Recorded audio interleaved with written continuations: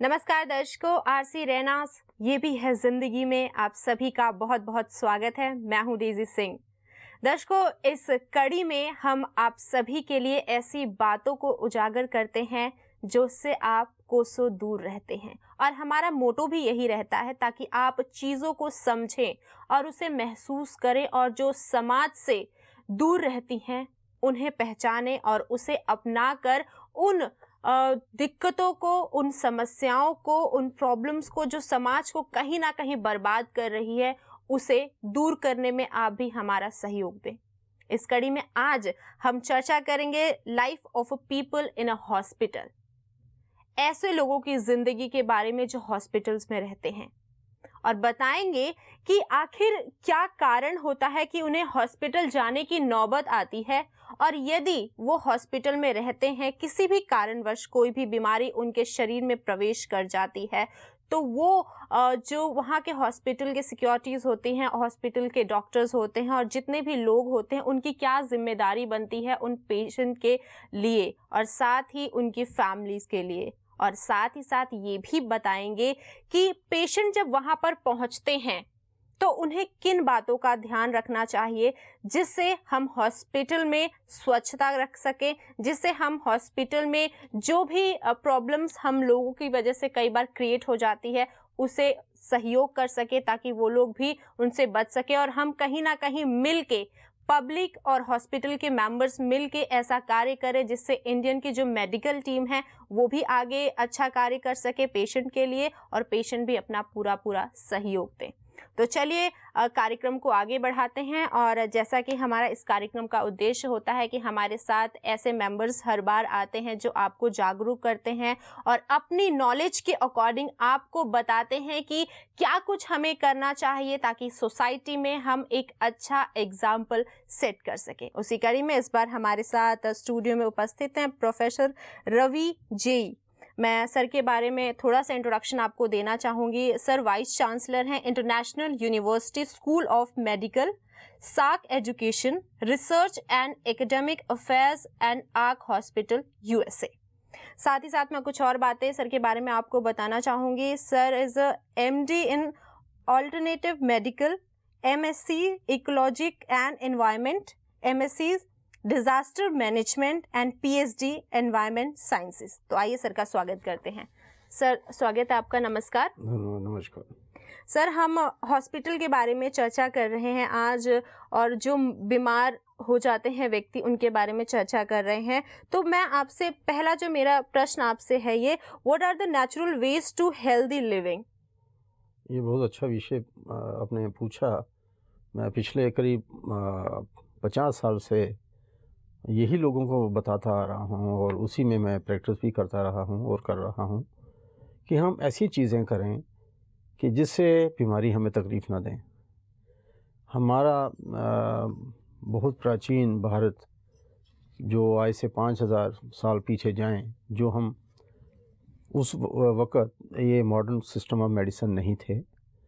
लोग पेड़ पौधे, फल, उनकी जड़ें, उनके बीज, उनकी छाल से बहुत सी बीमारियां ठीक किया करते थे, लेते थे, और उनका खान पान का भी बहुत अच्छा तरीका था। वो खेती जो करते थे वो ऑर्गेनिक फार्मिंग होती थी। गांव में जो गाय भैंसें पाली होती थी उनका जो वेस्ट है, गोबर जो है, वो खेतों में इस्तेमाल करते थे।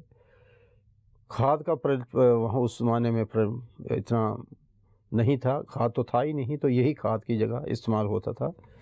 इसका नतीजा ये था कि कभी हमारे जो फसलें हैं, जैसे गंदम है, चावल हैं, धान है, मक्की है, दालें हैं, आलू हैं, तो इनमें जो भी खाद वगैरह होता था सब ऑर्गेनिक होता था। उससे क्या होता था कि जो हम उनके धारण करते, जब खाते थे, हम दाल खाई या चावल खाए या हमें रोटी खाई या मक्की की रोटी खाई, तो उसका हमारे शरीर में, हमारे डाइजेस्टिव सिस्टम में, हमारे आंतड़ियों पे, हमारी फूड पाइप पे कोई ऐसा इफेक्ट नहीं होता था। तो आज ये सब बीमारियां आने का कारण यही है कि हमने वो सब भूल भाल के और ये भी बात सच है कि अब जो किसान है वो भी चाहता है कि हम अपने खेत से जो अभी कम होके छोटे खेत रह गए हैं, पहले तो बड़े बड़े खेत होते थे, जब फैमिली बढ़ती गई उसके छोटे छोटे हिस्से होते गए, तो अब फार्मर की, किसान की ये भी मुश्किल है, उसके पास थोड़ी ज़मीन है और उसमें वो चाहता है कि ज़्यादा से ज़्यादा मैं खेती करूं और ज़्यादा से ज़्यादा मैं उसमें से फ़ायदा लूं। तो इसी कारण वो इसके लिए वो खाद का इस्तेमाल करते हैं। खाद की सबसे मैं ये समझता हूँ कि जो जैसे हम आलू के लिए ज़्यादा से ज़्यादा आलू जो है, आलू की फसल जो ज़्यादा यूरिया लेती है, ज़्यादा यूरिया इस्तेमाल करते हैं, आलू ज़्यादा ऑब्ज़र्व करता है। इसी तरीके से उड़द की दाल है, काली दाल, सबसे ज़्यादा ये यूरिया को धारण करती है, लेती है। तो इसकी लेने से या इसके जो खेत में फार्मर जो डालते हैं, इससे बड़े बड़े आलू पैदा होते हैं और उसकी आमदनी बढ़ती है। उसका तो इंटरेस्ट है कि उसकी आमदनी बढ़े, लेकिन क्या ये हमारी सेहत के लिए ठीक है? जो बड़े आलू हम लेते हैं या जो ऐसे जिनको हमने खाद दिया हुआ है, जो इसके जो एग्रीकल्चर प्रोड्यूस है, क्या हमारे लिए ठीक है? तो बिल्कुल उसमें ये कहना चाहूँगा कि उसमें मैक्सिमम हम यूरिया ले रहे हैं, हमारा यूरिक एसिड बढ़ता है, हमारे ब्लड में यूरिया बढ़ता है, जॉइंट पेन होती है, जॉइंट में स्वेलिंग आती है। तो लिहाजा हमें नेचर को अडॉप्ट करना है, ये मेरा कहना है। और मैं आज तक वो करता आ रहा हूँ और मैंने देखा है कि यहाँ लोगों को इस तरीके से जागरूकता दी गई, लोगों को बताया गया, तो लोगों को बहुत फ़ायदा हुआ। एक तो हमारे बुज़ुर्ग जो थे, हमारे बड़े थे, वो बहुत जल्दी जागा करते थे, 4 बजे, 3 बजे, 3:30, 4, पौने 4 बजे जागे और सूरज उदय होने से पहले वो तैयार हैं, प्राणायाम किया, खेतीबाड़ी के लिए निकल गए और सूर्य होने तक वो सारे अपने काम संपन्न कर लेते थे। आपने जाना होगा या आप डाटा कलेक्ट करें, जितने भी दुनिया में कार्डिक प्रॉब्लम्स आती हैं, कार्डिक अरेस्ट हुआ, किसी को कार्डिक हार्ट अटैक हुआ, जो आज के विषय में ये दिया जाता है जी उसको हार्ट अटैक हो गया, तो majority of the cases, majority of the biological changes take place between 4 and before the sunrise।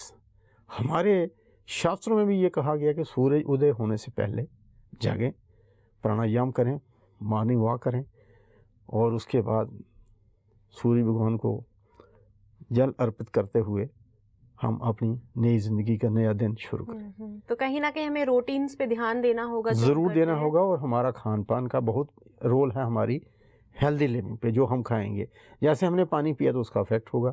अगर किसी ने गलती कारणवश या किसी गलती से उस पानी की जगह कुछ जहर, कोई जहरीली चीज़ ऐसी इस्तेमाल कर ली तो उसका वही इफेक्ट होगा। जैसे हम कॉफ़ी पीते हैं तो बहुत बार कॉफ़ी पीने के बाद हम महसूस करते हैं हमें हाइपर एसिडिटी हो रही है, एसिडिटी हो रही है, जलन हो रही है, कहीं बाइल्स आ रहे हैं, कहीं खारिश की तकलीफ हो रही है। तो बिकॉज ये कॉफ़ी का एक, ये तो ठीक है एंटीऑक्सीडेंट है, मानता हूँ, लेकिन इसका साइड इफेक्ट तो है ये, it produce heat in the body. तो उसलिए हमें हर चीज़ को उस तरीके से बैलेंस करके लेना है। अगर कॉफ़ी ली, एक कप ठीक है, तो हम सारा दिन हर घंटे के बाद, 2 घंटे के बाद कॉफ़ी तो लेते रहें या ऐसी चीज़ें लें।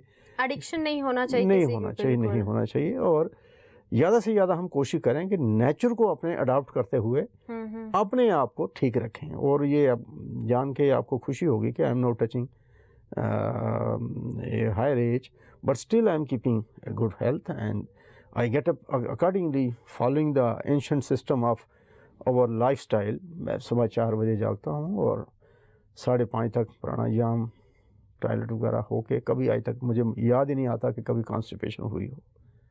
तो यही सिस्टम है कि हम पानी ज़्यादा इस्तेमाल करें, रात का खाना लिमिटेड खाएं, भूख जितनी है, मान लो किसी को 2 रोटी की भूख है या 3 की भूख, 2.5 खा ले, आधा कम रखे, पेट को पूरा फुल ना रखे और अपनी बॉडी को भी रेस्ट दे। और हो सके तो हफ्ते में 1 बार फास्ट भी रखे, अगर वो रख सके तो बहुत अच्छी बात है। बॉडी को भी रेस्ट मिली। जैसे गाड़ी चलाते हैं तो उसको चलाते ही रहेंगे तो कहीं ना कहीं कोई ना कोई तो खराबी होगी। तो इस विषय में डेफिनेटली तो चीज़ों को कहीं ना कहीं ध्यान देना चाहिए। सर, यहाँ पर जरूर आपसे पूछना चाहूंगी, जो ISM है यानी इंडियन सिस्टम ऑफ मेडिकल में क्या क्या मेडिसिन, हाँ जी, मेडिसिन में क्या क्या सुविधाएं दी गई हैं? देखिए, हमारे यहाँ ये जो पद्धति है, हमारे पिछले 5000 वर्ष से ये हम यूज़ करते आए हैं। फिर लॉर्ड धन्वंतरी हुए हैं, जो उनके गुरु हैं हमारे इंडियन सिस्टम ऑफ मेडिसिन के, उन्होंने इस विषय में बहुत सी हमें ज्ञान दिया, इसके बुक्स के रास्ते में के ज़रिए। तो ये एक ऐसी पद्धति है कि इसमें एक बीमारी को ठीक करने के साथ साथ दूसरी बीमारी होने के चांसेस कम रहते हैं। मॉडर्न सिस्टम ऑफ मेडिसिन में यहाँ देखा गया है कि ज़रूर इसके कोई साइड इफ़ेक्ट होते हैं, जैसे कोई पेन किलर ले रहा है। एलोपैथिक सिस्टम ऑफ मेडिसिन में पेन किलर से पेन तो इसको स्पॉन्टेनियस कहें या फ्रीक्वेंटली कहें तो ये बहुत जल्दी रिलीफ देती है। तो लोग ये भूल जाते हैं कि इसका कुछ दुष्प्रभाव भी हैं, तो उसमें लिमिटेड लें, बहुत ज़रूर हो तो लें, बर्दाश्त करें, नहीं तो हमारे जैसे इंडियन सिस्टम ऑफ मेडिसिन में हम यही सजेस्ट करते हैं, हॉट वाटर फर्मेंटेशन। सिंपल, कोई खर्चा नहीं है, गरीब आदमी से गरीब आदमी, गांव दूर दराज के इलाकों में कहीं जंगल है, कहीं बियाबान है, कहीं डॉक्टर नज़र नहीं आता, तो वहाँ क्या करना चाहिए? किसी को तकलीफ़ होगी, पाँव सूज गए हैं, जोड़ों में देर चलने से या थकान से उसको तकलीफ़ हो रही है, वो बेचारा महसूस कर रहा है, अब डॉक्टर नहीं है तो क्या करना चाहिए? मैं तो यही सुझाव दूंगा, ये हमारे शहर के लोगों में भी, जो शहर में हैं, जो गांव में हैं, उन सब के लिए ये लागू है।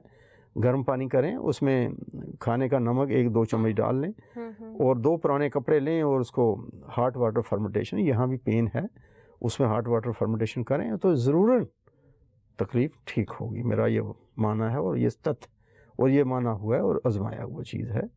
जॉइंट पेन्स के लिए तो सब बुज़ुर्गों को और सब जो नौजवान भी हैं जिनको ये तकलीफ़ हो, गर्म पानी किया, उसमें 2 चम्मच नमक डालें और उसमें 2 पुराने कपड़े डाल लें और यहाँ तकलीफ़ है उसको एक को वहाँ रखें, जब ये थोड़ा सा ठंडा हो जाए पानी में फिर डाल दें, दूसरा उठाएं। बॉडी के किसी भी पार्ट में अगर पेन हो, किसी भी पार्ट में पेन हो तो आप इस तरीके से बॉडी की पेन को मैनेज कर सकते हैं very easily without even consulting a physician. आपको फिजिशियन के पास भी जाने की ज़रूरत नहीं है, फिजिशियन के पास ज़रूर जाना है जब हमने कोई दवाई ओरली लेनी है, जो हमने धारण करनी है, जो शरीर के अंदर जाए, जो पेट के अंदर जाने वाली है, डॉक्टर की सलाह के बिना नहीं लेनी चाहिए। चाहे IMS Indian system of medicine में जो ISM के प्रैक्टिशनर्स हैं उनके पास चाहिए, या आप एलोपैथिक सिस्टम जो मॉडर्न सिस्टम मेडिसिन कर रहे हैं उनके पास जाइए। बेचारे अगर केस आपने कुछ ऐसी दवाई लेनी है जो आप समझते हैं कि मुझे ये बाहरी तकलीफ़ नहीं, ही अंदर की तकलीफ़ है, और उसका पूरा एग्जामिन करने के बाद लेनी चाहिए और उतनी ही लेनी चाहिए कि जो वहाँ बताया जाए, उतनी डोज बताई जाए। लोग क्या करते हैं, घर में आके देखा थोड़ा सा आराम हुआ तो डबल डोज, तो 3 डोज। ऐसी मुझे कोई इंसिडेंट याद आता है, हमारी जान पहचान में मेरे दोस्त की बेटी थी, उनको कुछ पिंपल आ गए फेस पे, she went to a beautician, उसने कहा कि ये मैं आपको कार्टिसोन ग्रुप दे रही हूँ मॉडर्न सिस्टम मेडिसिन में, तो हम तो यही कहते हैं कि कार्टिसोन नहीं लेने चाहिए। कार्टिसोन ग्रुप लेने से तो ऐसे कई बार साइड इफ़ेक्ट इतने सीवियर होते हैं कि मसल जो है मेल्ट हो जाता है और बोन्स निकल आती हैं।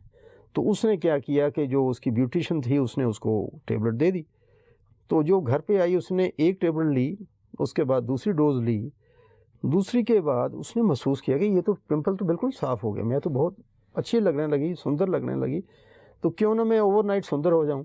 तो उसने उसकी वो 3-4 टेबलेट इकट्ठी लेना शुरू कर दी, विद रिजल्ट कि उससे पूरी बॉडी का जितना मसल था सब मेल्ट कर गया। नतीजा ये हुआ कि उस बेचारी को इतनी तकलीफ़ होगी कि जैसे बच्चे छोटे बच्चे के ऊपर हम मच्छरदानी डाल के वो लेटा रहता है, वो मूवमेंट नहीं कर पाता, कि ताकि उसको कोई देख ना पाए और उसको मच्छर या मक्खियाँ उसको तंग ना करें, ये उसकी हालत थी। तो मुझे उस इंसिडेंट से मैंने ये फ़ैसला किया कि लोगों तक ये पहुंचना चाहिए कि बिना डॉक्टर की सलाह के ऐसी दवाई ना लें जो हमें नुकसान कर सके, इनर बॉडी में बॉडी के जो हम खाने वाली दवाइयाँ हैं या इंजेक्टेबल्स हैं, हमें डॉक्टर की सलाह के बिना नहीं लेनी चाहिए। ये मेरी राय है। बिल्कुल बिल्कुल। सर, आपने यहाँ पर ISM के बारे में चीज़ें बताई हैं। आजकल हम देखते हैं किडनी प्रॉब्लम्स बहुत होती हैं, लीवर प्रॉब्लम्स बहुत होती है, ट्रांसप्लांट के चांसेस हो जाते हैं, तो क्या इसके अंदर कुछ इस तरीके की चीज़ें बनाई गई हैं जिससे ये चीज़ें ना हो सके? देखिए, इंडियन सिस्टम ऑफ मेडिसिन में हमारे यहाँ श्योर शॉट इलाज है लिवर सिरोसिस का, जॉन्डिस का, किडनी की प्रॉब्लम है तो उसको ठीक करने का बहुत अच्छा इलाज है विदाउट ट्रांसप्लांट।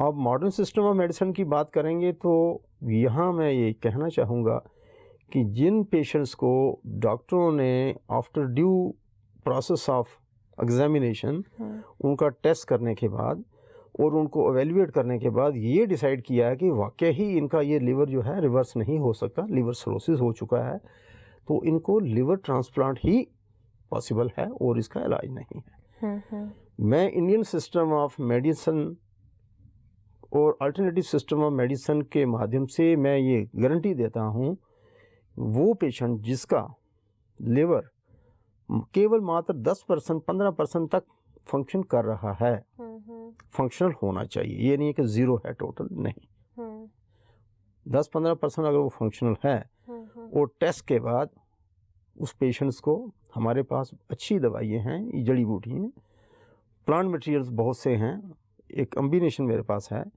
मैं पिछले 40 वर्षों से उस इस्तेमाल करता हूँ। कोई भी पेशेंट है जो लिवर सिरोसिस से तकलीफ़ में है, डॉक्टरों ने कहा है कि उसका लिवर ट्रांसप्लांट ही पॉसिबल है और इसका इलाज नहीं है, मैं दावे से कहता हूँ कि वो ठीक हो सकता है इंडियन सिस्टम ऑफ मेडिसिन को अडॉप्ट करते हुए। तो वही रहा केस इसका किडनी ट्रांसप्लांट का भी मैं यही कहूँगा, किडनी थोड़ी सी फंक्शनल है और with due course of in due course of time वो ठीक की जा सकती है इंडियन सिस्टम ऑफ मेडिसिन के माध्यम से।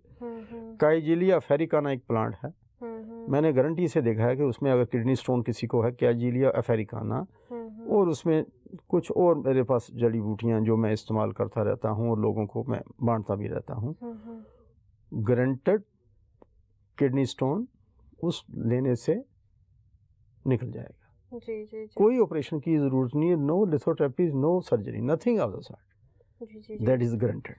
क्योंकि यहाँ हमारे यहाँ इंडियन सिस्टम मेडिसिन में जो पोस्ट ग्रेजुएट्स हैं जिन्होंने डॉक्टरेट की PhD की हुई है, उन डॉक्टरों को हम वहाँ उनके साथ उसी उनके ही मेडिकल इंडियन जो है हमारा ऑल इंडिया मेडिकल इंस्टीट्यूट में उनको वहाँ विराजमान किया जाए।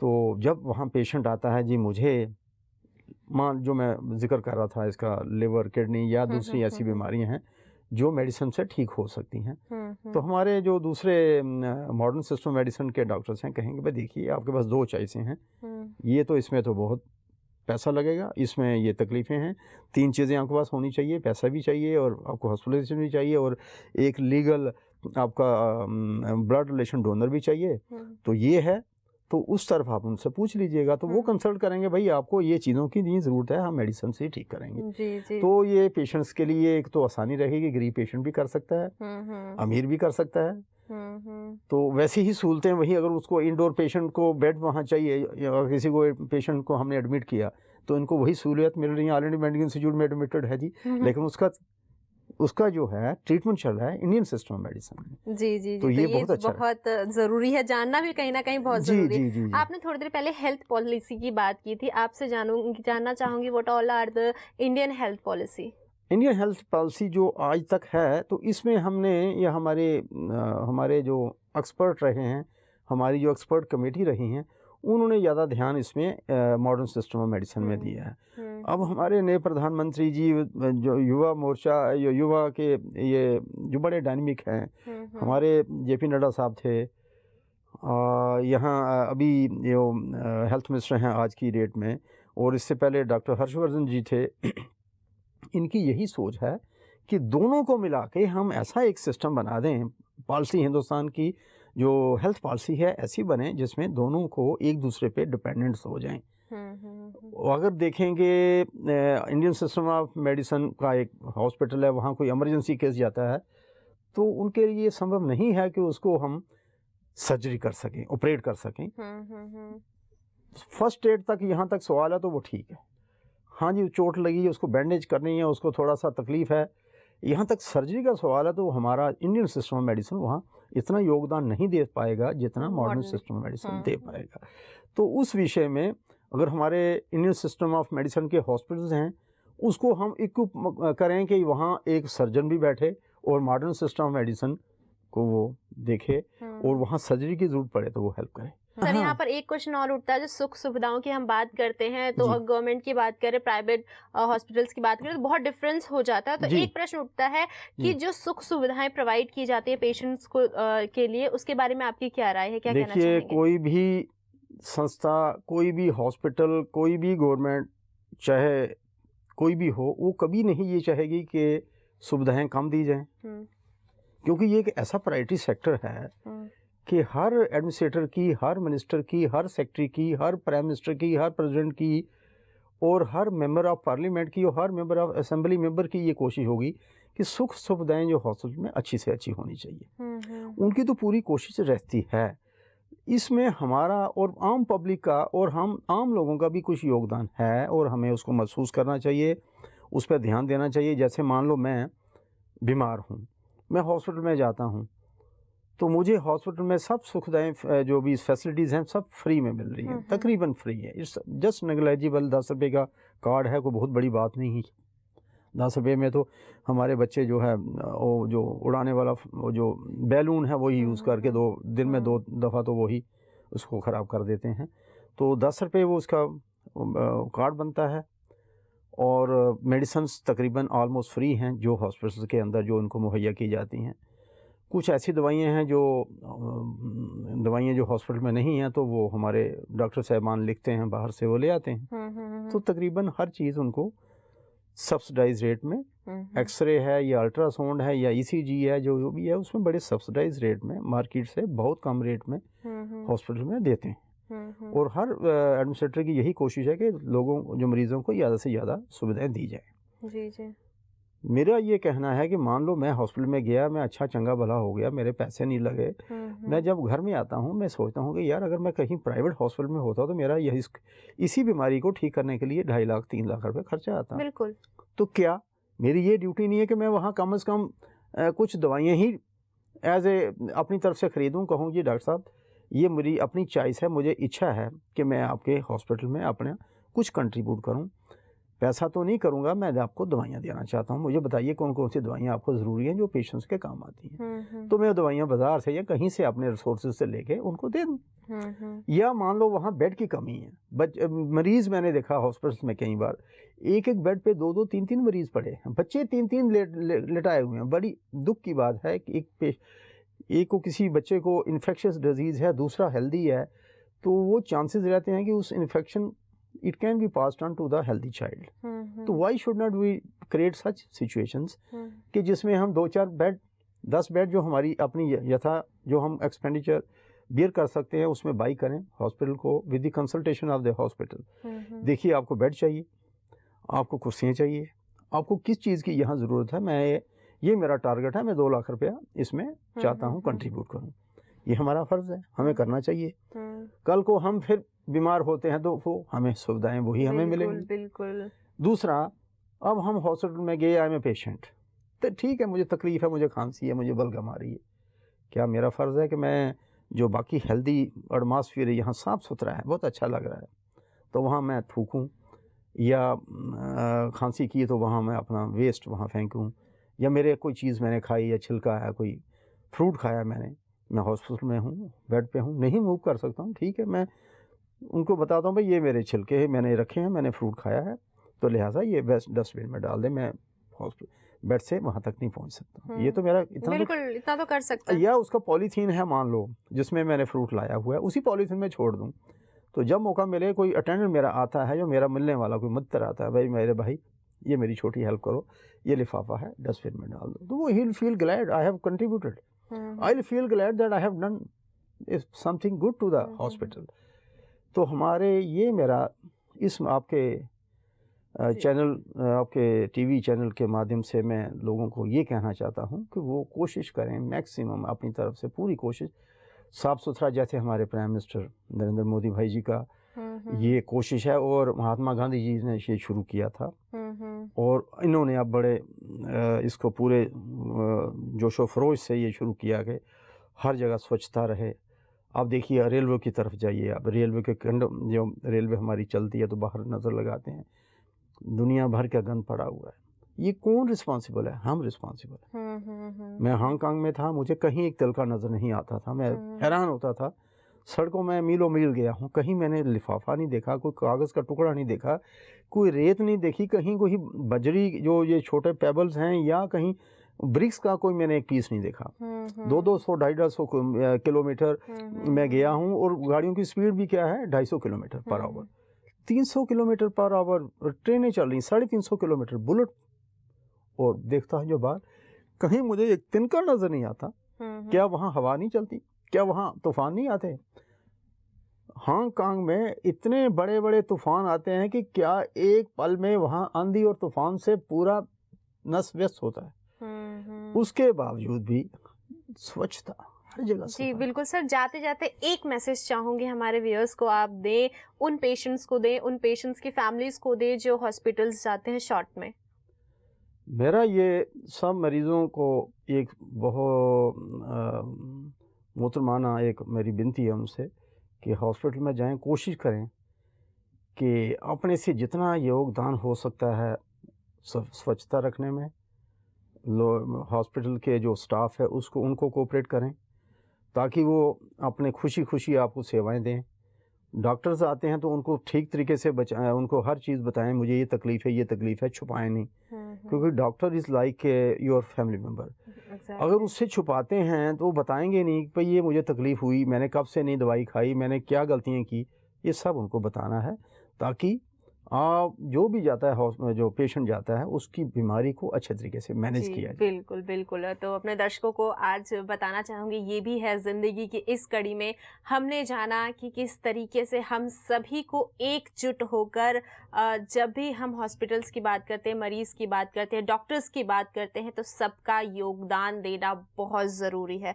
और यहाँ पर रवि जी के माध्यम से बहुत सारी चीज़ों के बारे में पता लगा, बहुत सारी मेडिकल टर्म्स के बारे में हमने जाना और ये भी जाना कि हमें क्या कुछ करना चाहिए जिसकी वजह से हमें हॉस्पिटल जाने की नौबत ही ना आए, और अगर कहीं नौबत आ जाती है तो अपने साथ साथ दूसरे मरीजों को किस तरीके से हम उनकी हेल्प कर सकते हैं, उनकी बीमारियों को ठीक करने में और समाज में एक एग्जाम्पल सेट करने के लिए। और ये भी है ज़िंदगी का यही मोटो है कि आपको जागरूक बनाना, आप तक वो संदेश को पहुंचाना जिससे आप वंचित हैं, और उस संदेश को जब आप को मिले तो आप उस संदेश के माध्यम से और लोगों को भी जागरूक कर सके। आज के इस कार्यक्रम में इतना ही। रवि जी, आपका बहुत बहुत धन्यवाद करना चाहूंगी यहाँ आने के लिए। नमस्कार। नमस्कार।